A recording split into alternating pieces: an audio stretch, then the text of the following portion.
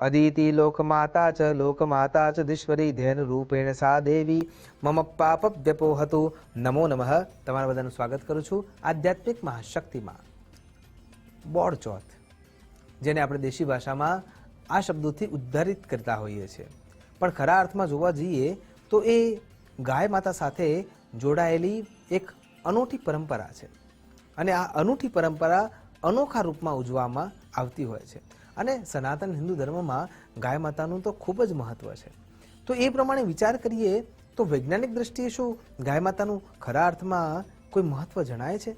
કેમ આપણે અને વિદેશની પ્રજા આજે લાખો રૂપિયા ખર્ચીને ગાય માતાના જોડે બેસવા માટે, એના જોડે સમય ગાળવા માટે તત્પરતા દેખાવડે છે અને એ તત્પરતાની સાથે સાથે એ ગાય માતાનું સેવન પણ કરે છે? કેવી રીતે? એમને સ્પર્શે છે, એમના શરીરમાંથી નીકળતું જે દૂધ છે એ અમૃત રૂપે એનું પ્રાશન કરે છે, ગૌ રજ માથા ઉપર ચડાવે છે અને ગૌમૂત્રનો દવા તરીકે ઉપયોગ કરે છે। એ પ્રમાણે એની સેવના કરે છે અને વિદેશથી ઘણા લોકો તો સદૈવ માટે વિદેશને છોડીને કેવળ ભારત ભૂમિમાં ગાય માતાની સેવા કરવા માટે પણ આવવા લાગ્યા છે। તો કોઈકના કોઈક તો એવું કારણ હશે।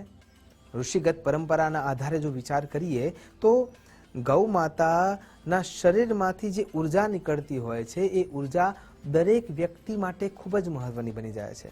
એમાં પણ જે ગીર ગાય છે એ સૌથી ઉત્તમ માનવામાં આવે છે। જેમ ગાયના શરીરમાંથી જે દૂધ નીકળે છે એ ખરા અર્થમાં દૂધ છે જ નહીં, દરેક મનુષ્ય માટે એ અમૃતમય પદાર્થ છે અને એ પદાર્થ જ્યારે શરીરમાં જાય છે ત્યારે એના થકી આપણને 4 પ્રકારની જે બુદ્ધિ આવે છે એ 4 પ્રકારની બુદ્ધિમાં, જેને પ્રજ્ઞા કહી શકાય, મેધા કહી શકાય, ઋતંભરા કહી શકાય અને બ્રહ્મરેતા કહી શકાય, એ બ્રહ્મરેતા સુધી પહોંચવા માટેનો જે માર્ગ છે એ પ્રશસ્ત કરવામાં જે કારણભૂત એક તત્વ છે એ તત્વ ગાયનું દૂધ છે અને એટલા માટે ગાયની મહિમા કે મહત્તા આપણા સનાતન શાસ્ત્રોમાં લખેલી જોવા મળે છે। તો વૈજ્ઞાનિક દ્રષ્ટિએ જો જોવા જઈએ તો ભૌતિક વિભાગના પ્રોફેસર KN ઉત્તમના એક પ્રયોગના આધારે એવું સ્પષ્ટ રૂપે કહે છે કે ગાયના જે છાણ છે એના અંદર આલ્ફા, બીટા અને ગામા ત્રણેય પ્રકારના કિરણોને અવશોષણ કરવાની શક્તિ રહેલી છે। હવે જે એ અવશોષિત કરવા માટેની જે શક્તિ છે એને આપણે વિચાર કરીએ તો મોટાભાગના જે બેક્ટેરિયાથી કે જીવાણુથી કે વિષાણુથી કે વિષાક્ત જીવોથી જે રોગો થવાના હોય છે એ મારવાનું કામ આ ગાયનું છાણ લીંપણ રૂપે કરે છે અને એટલા માટે આપણા ત્યાં ગાયના લીંપણ દ્વારા દિવાલોને લીંપિત કરીને સુશોભિત કરવાનો રિવાજ હતો અને આજે પણ કોઈ વ્યક્તિ મૃત્યુ પામે છે ત્યારે જે ચોકો કરવામાં આવે છે એ પણ ગાયના છાણનો જ હોય છે।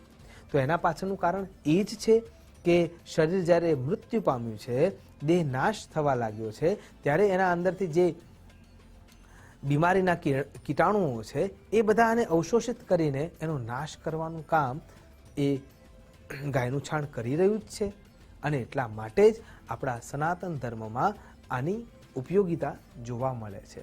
હા, શાસ્ત્રને ધર્મ સાથે જોડવાથી એનો ઉપયોગ દરેક વ્યક્તિ કરી શકે, ચાહે એ નિરક્ષર હોય કે સાક્ષર।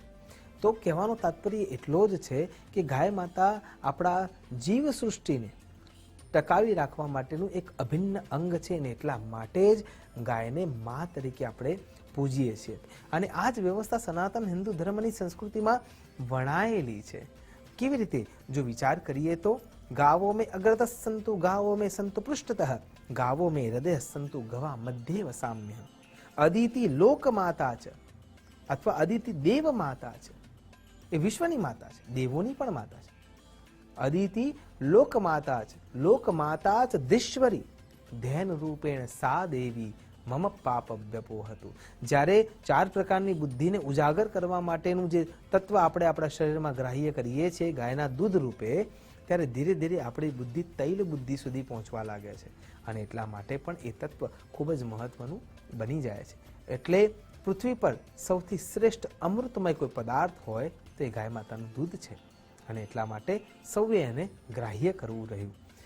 હજી વિચાર કરો, શાસ્ત્રોમાં તો એવું વર્ણન સ્પષ્ટ રૂપે મળે છે કે ગાય માતાના પગના અંદર તમામ પ્રકારના પર્વતો સ્થિર થઈને બેઠા છે ગાય માતાની પૂંછડીમાં અનંતમ વાસુકી શેષ પદ્મનાભમ ચ કંબલમ શંખપાલમ કરકોટકમ કાલિયમ તક્ષકમ તથા, તો શેષ જે છે એ અનંત રૂપે ત્યાં સ્થિર થઈને બેઠા છે. એનાથી આગળ વિચાર કરીએ તો રોમકૂપોમાં તમામ પ્રકારના ઋષિગણો સ્થિર થઈને બેઠા છે. જ્યાંથી છાણ નીકળે છે એ ગુહ્ય ભાગમાં સ્વયં ભગવતી પરંબા લક્ષ્મી બિરાજમાન થાય છે. ભગવાનના મુખારવિંદમાં અને નાસાગ્ર ભાગમાં ભગવાન રુદ્રનો પણ વાસ જોવા મળે છે. મસ્તકના લલાટ ભાગમાં રુદ્રથી માંડીને વિષ્ણુ નારાયણનો પણ સમાવેશ જોવા મળે છે. અને એમના શરીરમાંથી નીકળતા અમૃતમય ભાગમાં તમામ પ્રકારની નદીઓનો જે છેલ્લો સાર છે એ નીકળતો જોવા મળે છે. કહેવાનો અર્થ એ છે કે 33 કરોડ અથવા 33 કોટી પ્રકારના દેવો લો અથવા 33 કરોડની સંખ્યાના દેવો ગણો, એ બંને ગાય માતાના શરીરમાં વ્યાપ્ત છે અને વ્યાપ્ત જ છે. એટલા માટે આપણી સંસ્કૃતિને પ્રશસ્ત કરવા માટે અનાયાસે જ ગાયના શરીરને સ્પર્શ કરી એના નજીક જવાથી જેમ વિદેશીઓના રોગોમાં અથવા માનસ તંત્રમાં જે શાંતિ પ્રવર્તે છે એ શાંતિ આપણે સ્વતઃ મેળવી શકીએ એમ છીએ. અને એટલા માટે બોળ ચોથ જેવા ઉત્તમ વ્રતો આપણે ત્યાં જોવા મળે શકીએ છીએ. તો કેવી રીતે બોળ ચોથના દિવસે ગાય માતાની સેવા અર્ચના અને આરાધના કરી શકાય? દિવ્ય મંત્રો સાથે, સુયોગ્ય પદાર્થો સાથે ગાય માતાની વંદના કરવી જોઈએ. અને એમાં પણ ચંદન દ્વારા ગાય માતાનું શરીર જ્યારે સ્નાનાદિક કર્મ તમે કરાવીને શુદ્ધ કરો છો અથવા મંદિરના પટાંગણમાં જે ગાય માતા ઊભા છે એમને શુદ્ધ કરી દેવામાં આવ્યા છે, ત્યારબાદ એમના ઉપર રેશમી વસ્ત્ર અર્પણ કરવું જોઈએ. રેશમી વસ્ત્ર અર્પણ કર્યા બાદ એમના મસ્તક પર તિલક કરવા જોઈએ અને ત્યારબાદ અક્ષત આદિથી એમના શરીર અંગોને સ્પર્શ કરાવવા જોઈએ. દરેક જગ્યાએ એટલે કે શિવલિંગનો જે ભાગ આપણને દેખાય છે ત્યાં પણ તિલક તમે કરી શકો છો. પગના ગોરજથી માંડીના જ્યાંથી ગોરજ ઉડે છે એ ખુરીઓનો જે ભાગ છે, જ્યાં પર્વતોનું સ્થાન છે ત્યાં પણ તમે તિલક કરી શકો છો. અને સાથે સાથે ગળાનો જે ભાગ છે જ્યાં બાલમુકુંદ બિરાજમાન છે ત્યાં પણ તિલક આદિ અર્પણ કરી શકો છો. પીઠના ભાગ પર અર્પણ કર્યા પછી જે રેશમી વસ્ત્ર છે એ રેશમી વસ્ત્ર તમે એને અર્પણ કરી શકો છો. લીલું અને સૂકું ઘાસ ભગવતીને અર્પણ કરવું જોઈએ. સાથે સૌથી સરળ અને સૌથી શ્રેષ્ઠ કોઈ માર્ગ હોય તો જે આપણે ઠોઠા બનાવીએ છીએ, ગોળ, ઘી અને ઘઉં, આ 3 પદાર્થો જે એકત્ર કરી અને ગાય માતાને બળાય નહીં એ પ્રમાણેની સાવચેતી રાખ્યા પછી આ પદાર્થ ઉત્તમ રીતે બનાવવો જોઈએ. જેટલા પ્રમાણમાં તમે ઘઉં લો છો એમાં ગળપણ ભરે એ પ્રમાણે ગોળ એમાં ઉમેરવાનો છે અને એ પેટમાં દુખે નહીં એવા હેતુથી વિચાર કર્યા પછીનું ઘી એમાં અર્પણ કરવાનું છે. અને પછી જે પદાર્થ તૈયાર થાય છે એમાં ભગવતી અન્નપૂર્ણાનું આવાહન કરી અને પછી ગાય માતાને અર્પણ કરવું જોઈએ. સાથે સાથે ઔષધીય તત્વો જેમાં શતાવરી છે એ ગાય માતાના શરીરને વધારે પુષ્ટ કરનારી છે, એટલે એના મૂળ છે એમાં તમે એનો ઉપયોગ કરી શકો છો. ટોપરું વધેર્યા પછી ટોપરાના ઉપરનું જે ખોલ છે એને તોડ્યા પછી અંદરથી જે ગર્ભસ્થ કોપરું નીકળે છે, ટોપરું નીકળે છે અથવા જે કાચલી દૂર કર્યા પછીનો જે ગર્ભ પદાર્થ નીકળે છે એ પણ ગાય માતાને અર્પણ કરી શકાતું હોય છે. તો આવા બોળ ચોથના દિવસે ઉત્તમતાની પરાકાષ્ઠાએ પહોંચીને સુયોગ્ય દ્રવ્યો દ્વારા ગાય માતાનું પૂજન અર્ચન કરવું જોઈએ, એની અનુકંપા પ્રાપ્ત કરવી જોઈએ અને સુયોગ્ય પદાર્થો એને આપીને એના શરીરને સાચવવું જોઈએ.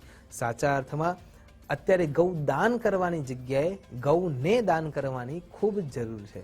અને જો ગૌ માતાને સાચવવી છે અને ગૌ માતાથી આપણે આપણી સંસ્કૃતિને સાચવવી છે તો સૌથી વધારે અન્ય દૂધનો ઉપયોગ કરવાની જગ્યાએ સૌથી વધારે ગૌ માતાના દૂધનો ઉપયોગ કરવો જોઈએ. આમ કરવાથી સત્વગુણ પ્રબળ થશે, રાજસ ગુણના અંદર સુયોગ્ય નિર્ણય લેવાની શક્તિ આવશે અને તામસ ગુણ નાશ પામવાની શરૂઆત થશે અને એના થકી ગૌ સેવા સાચા અર્થમાં આપણે સૌ કરી શકીશું. અને આ બોળ ચોથના દિવસે ગૌ પૂજન કરી અને આપણે આપણી જાતને પવિત્ર કરી શકીએ છીએ. આશા કરું છું ભગવાન ઠાકોરજીને પ્રિય એવી ગાય માતાથી આપણે સૌ સેવિત થઈએ, સુભ્રત થઈએ, સમૃદ્ધ થઈએ અને સમૃદ્ધ થયા પછી આપણા દેશ માટે સુયોગ્ય કાર્ય કરીએ. નમસ્કાર. અસ્તુ સદા શિવોહમ. નમો નમઃ.